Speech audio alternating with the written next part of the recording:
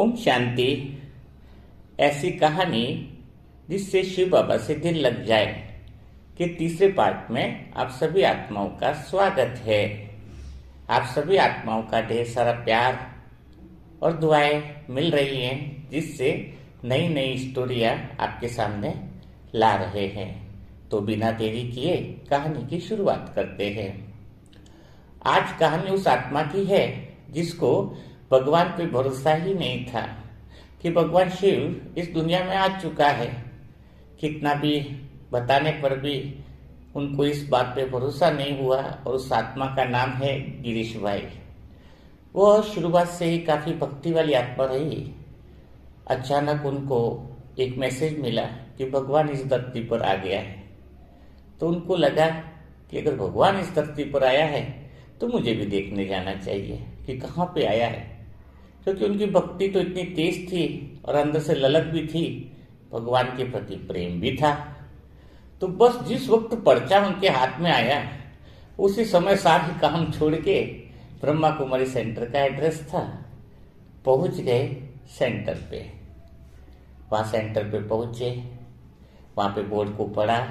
इसके बाद सेंटर के अंदर गए तो वहाँ पे सेंटर की निमित्त आत्मा रेखा बहन उनको मिली। तो उनको पूछा कि क्या वास्तव में भगवान आ गया है? भाई कहाँ आया है, जरा मुझे भी बताओ, क्योंकि मुझे भी मिलने की बड़ी ललक है।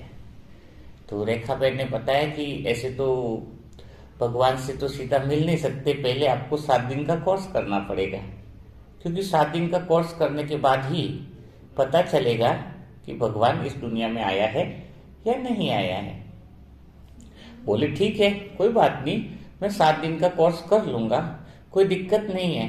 पर सीधी बात बताओ ना कि भगवान अगर आया है तो मुझे सीधा बताओ ना कि कहाँ पे है, कैसे आया है, क्या 7 दिन का कोर्स करना जरूरी है? तो रेखा बहन ने उनको कहा कि जैसे आप इधर रह रहे हो और अगर आपको मथुरा जाना है और मथुरा का रास्ता अगर आपको पता नहीं है तो क्या सीधा मथुरा पहुंच जाओगे? बोले नहीं। तो पहले अगर आपके पास गाड़ी है या कार है, कार से जा रहे हो तो दूसरे को पूछोगे कि मथुरा का रास्ता किधर है, और पूछते पूछते जाओगे, कई मुड़ाव आएंगे, लेकिन आप अपनी गाड़ी की स्पीड नहीं बढ़ा पाओगे, क्योंकि आपको मथुरा कहाँ है वो पता ही नहीं है।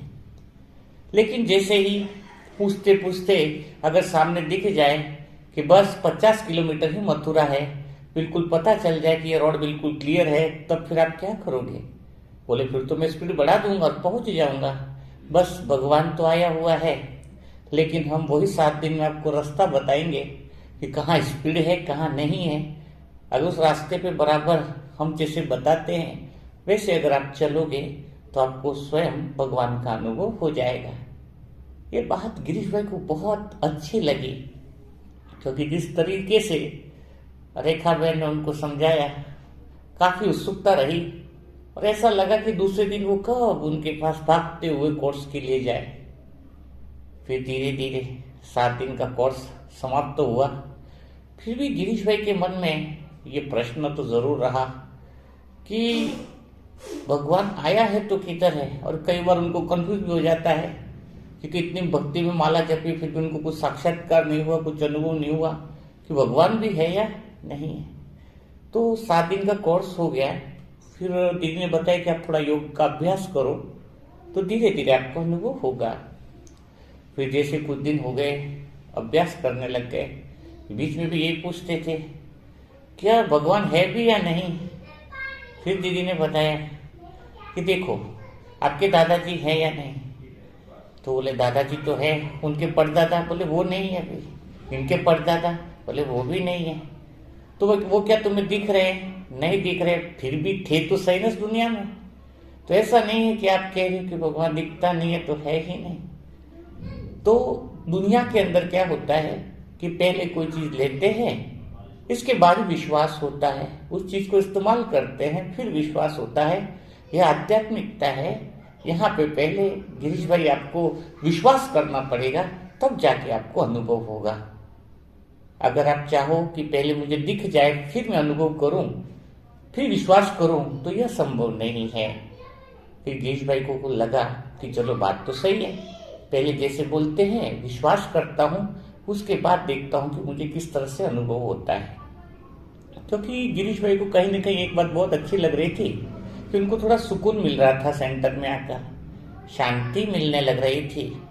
क्योंकि सेंटर का जो वायुमंडल था वो काफ़ी अच्छा था, और सेंटर में आने वाले भाई बहन वो भी काफ़ी प्यार से बात करने वाले थे, बड़े आनंद के साथ बात करने वाले थे। तो गिरीश भाई ने दीदी को कहा एक दिन, जब सभी ब्राह्मण आत्मा बैठे थे, कि आज तो मुझे 8-10 दिन हो गए, लेकिन मैं जब लाल लाइट की तरफ योग में बैठता हूँ तो मुझे लग रहा है मैं परमधाम तक तो पहुंच ही नहीं पा रहा हूँ, आधे तक ही रिटर्न आ रहा हूँ, और मुझे आगे ये शिव बाबा के दिखते ही नहीं है दीदी, बताओ मैं क्या करूँ। सब लोग बहुत हंसने लगे। पर गिरीश भाई का दिल भोला था, जो बात अंदर थी वही बात वो प्यार से बाहर कर लेते थे। उन्होंने बताया कि मैं प्रैक्टिस कर रहा हूँ, देख रहा हूँ, लेकिन क्या पता ऐसा अनुभव हो रहा है कि सूर्य चंद्रमा तक मन और बुद्धि पहुंच रहा है, फिर वहां से कहीं गुम हो जा रहा है। तो अब मुझे ऐसा कुछ बताओ कि जिससे मैं उनको देख पाऊँ। मेरा मन कहीं खाने में भी कई बार चला जा रहा है, कई बार रिश्तेदारों में जा रहा है। और फिर दीदी ने पूछा कि और तुम्हारा मन कहाँ कहाँ जा रहा है। तो उसने बताया कि थोड़ा दिन को कपड़े लिए थे तो उधर भी मेरा मन चला गया कि आज मेरे 2 ड्रेस लिए हैं, पर वो ड्रेस थोड़ा सही नहीं है, एक दूसरे वाला लेना है। और फिर याद करता हूँ कि मुझे शिव बाबा के पास देखना है, फिर मन और बुद्धि को लगाता हूँ, लेकिन ये सब हो नहीं पा रहा है। शायद मन भटक रहा है या फिर मैं देख नहीं पा रहा हूँ। तो मैं कल से आऊँ या नहीं आऊँ, क्योंकि मेरे आने का तो कुछ फायदा ही नहीं, क्योंकि मुझे तो कुछ अनुभव ही नहीं हो रहा है। मुरली सुनने भी आ रहा हूँ और 10-20 दिन होने आ गए, दीदी क्या करूँ। तो दीदी ने उसको बताया कि मैं तुझे 2 कहानी सुनाता हूँ तुम्हें, जिससे तुम्हें समझ में आएगा कि आगे क्या करना है। क्योंकि गिरीश भाई की उत्सुकता काफी थी। उन्होंने बताया कि आपके आने पर यहाँ पे आपको अनुभव नहीं हो रहा है, लेकिन एक बात का ध्यान रखना कि फायदा बहुत हो रहा है। उन्होंने बताया कि एक भक्त था, वो काफी अंधा था, बिल्कुल अंधा था, लेकिन उसका नियम था कि वो रोज मंदिर की पूजा करने जाता था। तो एक दिन कुछ लोग रास्ते में मिल गए। उन्होंने कहा कि आप कहाँ जा रहे हो। बोले रोज मंदिर जाते हो, हम देखते हैं। तो भक्त ने कहा ये तो मेरा नियम है कि मैं मंदिर में जाता हूँ, इसके बाद ही अन्न ग्रहण करता हूँ। फिर वो सभी लोग बहुत हंसने लगे कि तुम तो अंधे हो तो फिर मंदिर में जाके क्या करोगे, तुम तो भगवान को देख भी नहीं पाते हो।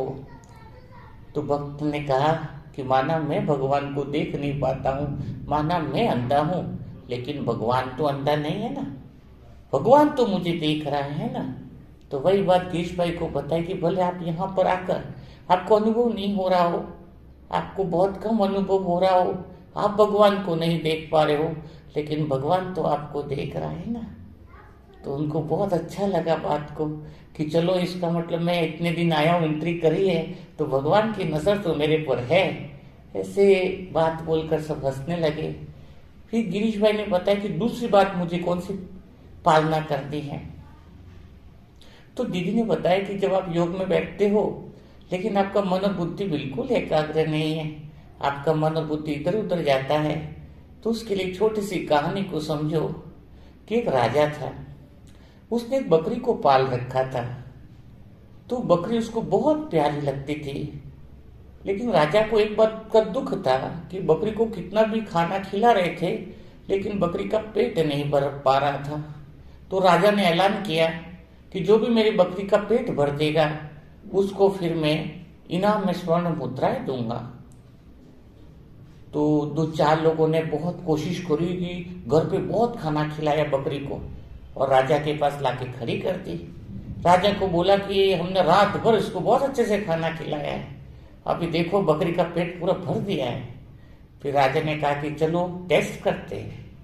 फिर उस बकरी के सामने हरी घास ला के रखी। तो जैसे ही हरी घास ला के रखी तो बकरी तो फिर खाने लग गई हरी घास को। तो राजा को आया गुस्सा कि तुमने मेरी बकरी को भूखा रखा है। फिर एक व्यक्ति ने क्या किया कि राजा जी मैं इस बकरी को इतना गारंटी देता हूं कि उसको खाना ऐसे खिला दूंगा पर पेट के कि उसको खाने की आवश्यकता नहीं पड़ेगी। राजा ने कहा कि अगर तुम ऐसा नहीं कर पाए तो मैं तुम्हें मृत्युदंड दे दूंगा। तो वो भाई उस बकरी को लेके गया और रात भर डंडा लेके खड़ा रहा। सामने हरी घास रखी, लेकिन जैसे वो खाना खाने आए डंडा उसको दिखा दे। एक दो बार तो मार भी दिया। फिर बकरी को लग गया डर। अब वो घास के पास आए तो जैसे वो हाथ भी ऐसा करे तो बकरी डर जाए, खाने का नाम नहीं ले। फिर दूसरे दिन जैसे ही वो राजा के सामने उस बकरी को लेके आया और राजा को बोला कि बकरी का पेट पूरा भर गया है। तो फिर राजा ने हरी घास मंगवाई और हरी घास रख के सामने रख दिया। लेकिन जैसे वो व्यक्ति का इशारा देख लिया बकरी ने, बकरी डर गई तो खाने का नाम नहीं ले। तो राजा ने बताया कि वास्तव में आप ही हो जिसने मेरी बकरी को पेट भर खाना खिलाया है। तो गीश भाई को समझाया कि जैसे बकरी को आप कितना भी खिला दो, रात भर भी खिला दो, लेकिन उसके सामने अगर हरी घास रखोगे तो वापिस वो मैं खाने लग जाएगी। उस बकरी की तरह ही अपनी कर्मेंद्रियां हैं। आप जितना आंखों को दिखाओगे उतनी उसकी आंखें भरेंगी नहीं और देखने की इच्छा होती है। जितना तुम भोजन अच्छा भोजन करोगे वही कर्मेंद्रियां उसमें आसक्त हो जाती हैं और जितना चीज तुम देते हो उससे ज्यादा दूसरे दिन वो डिमांड करती हैं। इनको आप कितना भी दोगे वो कभी कर्मेंद्रियां संतुष्ट नहीं हो सकती हैं। इसलिए अगर भगवान का अनुभव करना है तो अपने को आत्मा समझना है और इस कर्मेंद्रियों से तुम्हें दूर रहना है। इस कर्मेंद्रियों को कंट्रोल करना है। वही बात गिरीश भाई को दिल में लग गई कि चलो भी मैं कल से कंट्रोल करता हूं। तो वो अपनी कर्मेंद्रियों को कंट्रोल भी करने लग गए। लेकिन मेन जो बात थी उनके दिल में एक ही थी कि अगर मुझे भगवान बिल्कुल जो शिव बाबा आया हुआ कहते हैं, अगर एक बार मुझे अनुभव हो जाए तो मैं अपना पूरा जीवन भगवान को ही दे दूं। मतलब 60-70% तो लगभग उस आत्मा को भरोसा था, लेकिन 20-30% कहीं न कहीं विश्वास के अंदर कमी थी उनकी। तो वो बात भी बार बार दीदी को तो नहीं बोला, लेकिन ऐसे ही मुरली सुनते गए। फिर अचानक एक दिन मधुबन में जाने का भी मौका आया हुआ था। सोच रहे थे कि मधुबन जाएं और प्लान भी बन गया था। तो एक दिन क्या हुआ कि मुरली में आया कि जो होता है वो अच्छे के लिए होता है, जो भी होना है वो अच्छे के लिए होता है, जो भी हुआ अच्छा हुआ। तो दीदी ने बताया किसी वरदान को स्मृति में रखो और पूरा दिन अभ्यास करो। कुछ दिन बाद मधुबन भी जाना था। अब अचानक क्या हुआ कि दोपहर के बाद गिरीश भाई रोड से जा रहे थे और उनकी बाइक का एक्सीडेंट हो गया। उनका पाँव फ्रैक्चर हो गया और वो हॉस्पिटल में उनको लेके गए और फिर प्लास्टर चढ़ा के घर पे आए। अब वो खाट में लेटे हुए, गर्मी का टाइम भी था और अब तो पूरा दिन निकलना भी उनका मुश्किल हो गया था, क्योंकि खाट से भी उठ करके कहीं पर भी नहीं जा पा रहे थे। जब वो 2-3 दिन 4 दिन हो गए गिरीश भाई सेंटर पे नहीं आए तो दीदी को लगा कि वो भाई को कुछ प्रॉब्लम है। फोन लगाए तो पता चला कि उनका एक्सीडेंट हो गया है और पाँव में ऐसा हुआ है। और गिरीश भाई ने उसी दिन घर वालों को भी सुबह ही वरदान बताया था कि जो होता है वो अच्छे के लिए होता है। पर गिरीश भाई अंदर से सोच रहे थे इसमें क्या अच्छा होना है, आज ही वरदान लिया और फिर टांग भी टूट गई। अब बस वो अकेले खाट में बैठे रहते थे, क्योंकि कोई भी बैठेगा तो भी कितनी देर उनके पास बैठेगा। तो बस फिर दीदी उनसे मिलने के लिए आई और दीदी ने बताया कि कोई बात नहीं, चिंता न करो, किसी कर्म का हिसाब किताब होगा तो इसमें भी कुछ कल्याण होगा। फिर गिरीश भाई को आंखों में जो दर्द था वो दीदी ने महसूस किया कि दीदी ने कहा कि वैसे भी अभी कहीं काम पे तो आप जा नहीं पा रहे हो, वैसे भी आपको 2 महीना 2.5 महीना रेस्ट करना है, तो अभी आप एक काम करो कि अभी आपके पास भी इस कमरे में कोई रहता नहीं है, तो आपको मैं एक विधि बताती हूँ, इसको आप फॉलो करो ताकि आप यहाँ पे बैठकर भगवान का साथ का अनुभव कर पाओगे।